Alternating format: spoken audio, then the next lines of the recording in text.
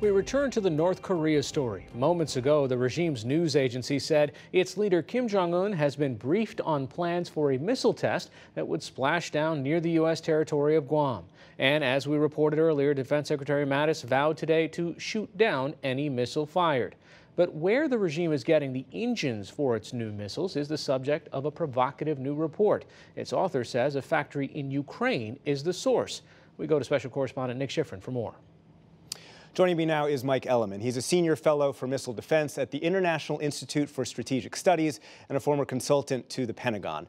And Melissa Hannum is a senior research associate at the James Martin Center for Nonproliferation Studies at the Middlebury Institute. And thank you both for being here. And Mike, let's start with you because you wrote this paper. You come out with a notion that North Korea has advanced from middle-range missiles to ICBM faster than any country has. And your notion is that they got technology, they stole the technology specifically from eastern Ukraine. What's the evidence? The engine that they are using for these longer-range missiles has an appearance that's very similar to a well-known engine family that originates in Russia and Ukraine. And I've talked with sources that have been to some facilities in Ukraine in the recent time, and they've seen the modifications that would have to be made from this existing engine of Russian-Ukrainian heritage to the one we see in the North Korean missiles. And that happened rather recently, and one even bragged about having made the transformation or the remodeling of the pumping system. And then you look at the performance characteristics of the engine in the North Korean missiles, you get almost a precise match of capability. When you combine all those, it leads me to believe that sources in either Ukraine or Russia allowed these engines to make their way to North Korea. Now, Melissa, I want to turn to you. This paper is not without its critics, and you and I have discussed whether the paper actually underestimates whether North Korea itself can have built this engine rather than have stolen it. It's more likely that they are perhaps borrowing some design influence, but not actually importing engines at all. I think it's really common to believe that North Korea is backwards, that one of the common memes we see is that its lights are off at night.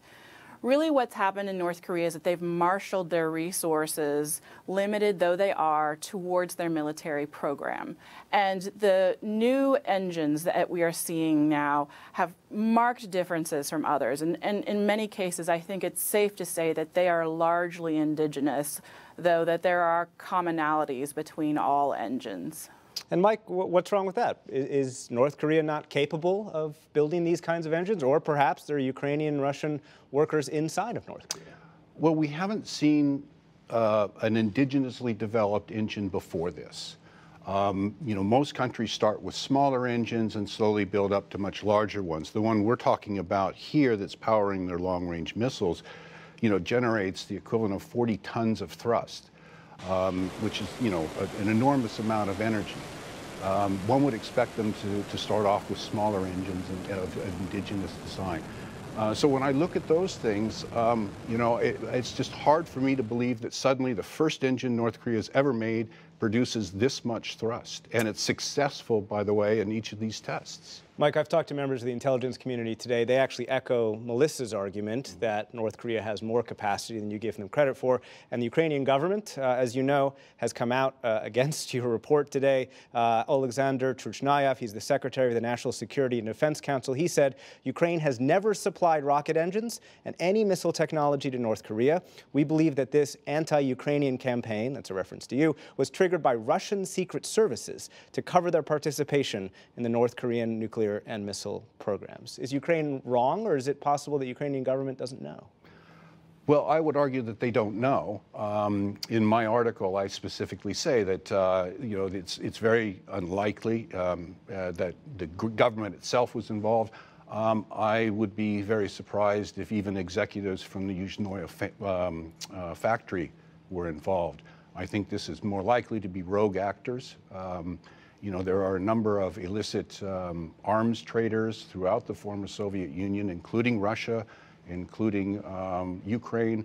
Let's not forget that the location of the Yuzhnoye factory is only a couple hundred kilometers from where there's an active battle going between Ukraine and the separatists in eastern Ukraine. And this often gives rise to a lot of illicit markets. So I'm not surprised the Ukrainian government is upset about the reporting, but I'm just trying to report on the facts as I know them. And I can assure you I'm not working for the Russian government. Melissa, wrap this up for us quickly. Is there any fear from your perspective that the longer we assume the North Koreans are backwards or not capable, the quicker we run out of time? The Chamjin missile factory is famous for production of missile parts, and their procurement activities over the last few years have definitely shown that they have imported the machine tools that they need in order to produce these types of engines and other parts of missiles that are needed. I don't know where you would get a Nodong engine if they were not produced locally in North Korea, for example. Many of the photographs of Kim Jong-un visiting these facilities are underground, and I think that's why there isn't a lot of talk about them, but they do exist. And I think, as you mentioned earlier, the longer we wait in order to engage North Korea in negotiation, the more likely their technical capabilities and the sheer numbers of these missiles and trucks will go up. Melissa Hanum, Mike Elliman, thank you very much. Thank you. Thank you.